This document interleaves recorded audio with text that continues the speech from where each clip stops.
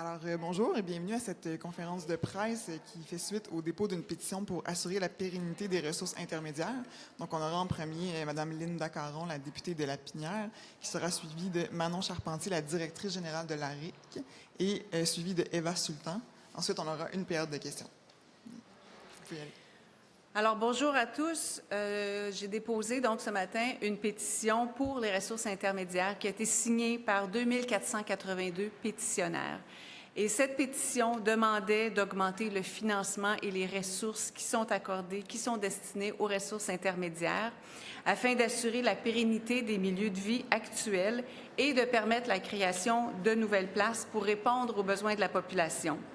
Alors, ce qu'il faut savoir, c'est que les ressources intermédiaires qui sont membres de l'ARIC, l'Association des ressources intermédiaires d'hébergement du Québec, sont régies par une entente nationale 2020-2025, donc qui est échue depuis 7 mois, depuis le 31 mars 2025, et qui est présentement en négociation. Ce qu'il faut savoir, évidemment, c'est que les coûts d'exploitation et les coûts de construction de nouvelles places ont beaucoup augmenté ces dernières années. Alors, en période de questions, ce matin, j'ai rappelé les faits saillants de la situation, que 43 % des ressources intermédiaires existantes sont à risque de fermer si les ressources financières ne sont pas au rendez-vous rapidement. Et il y a 72 % des appels d'offres que le gouvernement, les CCCIUS ont lancés depuis 2020, 72 % qui ont été annulés parce que les conditions financières pour la viabilité de ces projets n'étaient pas là, où il y avait donc absence de soumissionnaires. C'est un grand problème et j'ai posé donc des questions à ce sujet-là. Je m'inquiète beaucoup de cette situation-là pour toutes les personnes qui sont présentement en ressources intermédiaires. Il y en a plus de 20 000 et je m'inquiète encore plus pour les 5 500 personnes qui attendent présentement une place. Malheureusement, la réponse finale de la ministre, c'est « je reste zen », mais c'est ça le problème. Il ne faut pas rester zen, il faut agir. Ça fait 7 mois que l'entente est échue. Ça fait au moins 2 ans que le milieu crie à l'aide et il n'y a pas de réponse, silence radio du gouvernement. Alors là-dessus, je vais céder la parole à Mme Manon Charpentier, directrice générale de l'ARIC. Alors, bonjour à tous et à toutes. Juste dire que je suis effectivement directrice générale de l'ARIC depuis déjà quelques années, mais j'ai quand même été pendant 30 ans propriétaire et gestionnaire de ressources intermédiaires pour différentes clientèles. Donc, c'est un milieu que je connais très bien. J'aimerais juste rappeler rapidement qu'est-ce que c'est une ressource intermédiaire. Alors, on regroupe, ce sont des milieux d'hébergement pour adultes, offrant des soins et des services pour une clientèle qui ont des défis d'autonomie. Alors, on touche quel type de clientèle? Personnes aînées, personnes avec des problèmes de santé mentale, déficience intellectuelle ou encore avec un trouble du spectre de l'autisme ou même de dépendance. La raison pour laquelle on est ici aujourd'hui, c'est important, c'est de dire, actuellement, on héberge 20 000 personnes. C'est quand même un nombre important à la grandeur du Québec. Par contre, il y a 5 500 personnes qui sont en attente pour venir joindre nos milieux. Et il faut le savoir, là, les 5 500 personnes, c'est des gens qui ont besoin du type d'hébergement et de soins que nous, on offre.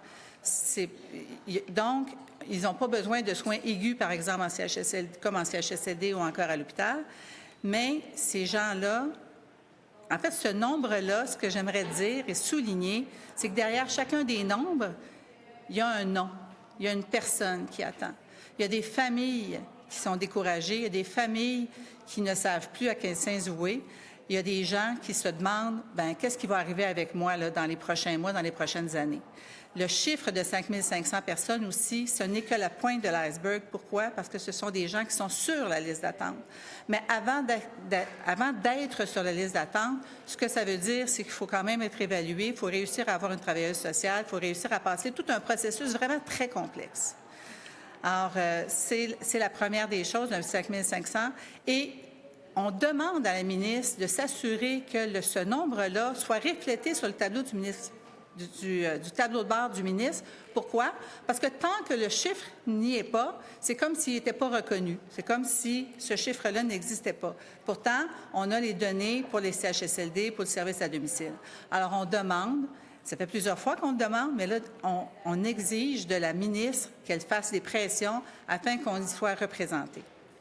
L'autre élément dans lequel j'aimerais souligner, c'est que, Mme Caron l'a dit tout à l'heure, on est en négociation actuellement. C'est une négociation qui piétine. Et durant les derniers mois, même les dernières années, on a eu toutes sortes de conversations avec l'ex-ministre Carman et aussi avec la ministre Bélanger sur les orientations qu'on voulait donner à cette négociation-là pour améliorer les conditions de vie de nos résidents. Ces orientations-là ne sont pas reflétées à la table de négociation. Et ce qu'on demande à la ministre, c'est qu'elle s'assure que les orientations ministérielles discutées soient descendues à la table de négociation pour qu'il y ait des mandats qui soient donnés pour qu'on puisse avancer. Entre autres, on le dit tout à l'heure, au niveau du développement des RI, il ne faut pas qu'on attende la fin de la négo. On perd un temps fou. Chaque jour qui passe, c'est un jour de trop. Ce sont des gens qui s'ajoutent à la liste d'attente. Alors, j'aimerais dire en terminant qu'on a avec nous Mme Eva Sultan, qui nous accompagne courageusement, qui illustre la crise. Elle a quelqu'un dans sa famille qui attend depuis beaucoup trop longtemps pour être accueilli dans nos milieux. Alors, chaque jour compte. Il y a des solutions qui existent, je me permets de le dire. Une meilleure planification des besoins, une simplification des appels d'offres, un financement qui serait adapté. Il est vraiment temps qu'on passe à l'action parce qu'on n'a plus le luxe d'attendre. Je vous remercie. Bonjour, merci. Donc, je m'appelle Eva Sultan et j'ai un membre de la famille qui souffre de double concomitance, alors santé mentale, toxicomanie. Et ça fait longtemps là qu'est en processus d'orientation vers un milieu de vie. Et puis, pour nous, le seul milieu qui serait qui peut offrir adapté et du soutien, c'est vraiment les ressources intermédiaires. Il n'y a pas autre chose. Je veux dire que la ministre Bélanger, d'abord la reconnaître pour tout son travail avec la population des aînés. Mais je veux lui dire aussi que nous sommes des parties prenantes, nous sommes des partenaires dans la santé et on a une place à la table dans cette discussion. Et ce que je veux dire, c'est que de ne pas prendre la maladie de la santé mentale et de la dépendance à la légère. Il y en a plusieurs. Si vous comprenez la maladie, les maladies psychiques ou les maladies de psychose apparentée, il y en a plusieurs qui sont suivies sous traitement d'ordonnance à la Cour supérieure, à la CETM, cette population, ce sous-type de population a besoin de ressources. Et ils sont capables, on sait, il y a des modèles qui existent, et puis on veut appuyer la RIC dans le développement de ces modèles, et ça devient la seule lueur d'espoir pour créer un modèle stable, sécuritaire, même au plan économique, moins cher que le milieu même carcéral. Cette population, elle est à risque de judiciarisation. Je pense qu'on peut dire qu'on a tous témoigné ça à un moment, que ce soit dans nos métros, dans nos rues, qu'on voit à quel point ils ne peuvent pas gérer leur maladie. Puis, on ne peut pas mettre tout ce fardeau sur eux. Et dernièrement, dans la dernière semaine, on a parlé surtout de paix sociale, mais moi, je dirais mieux dans la justice sociale. On se doit, en tant que communauté, en tant que société, en tant que ministre, de se soutenir et de soutenir nos plus vulnérables. Les plus vulnérables, c'est eux qu'on devrait mettre en priorité. Donc, j'invite les ministres. Ils doivent me connaître parce que j'écris souvent, puis je leur écris souvent, mais toujours sans réponse. Sur notre territoire, par exemple, on n'a pas de ressources adaptées. On n'en a pas.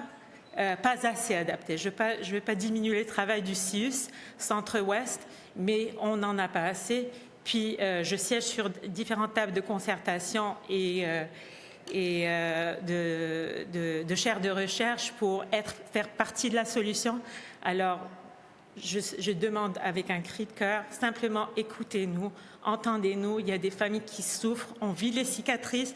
Il y a des familles qui ont perdu des êtres chers. On dit toujours, on peut vaincre le cancer, mais presque jamais on va dire vaincre la santé mentale et de la dépendance. Il y en a qui sont en prison, il y en a qui sont judiciarisés. Puis j'aimerais vraiment continuer cette discussion dans un tour de table avec la ministre et je vous remercie.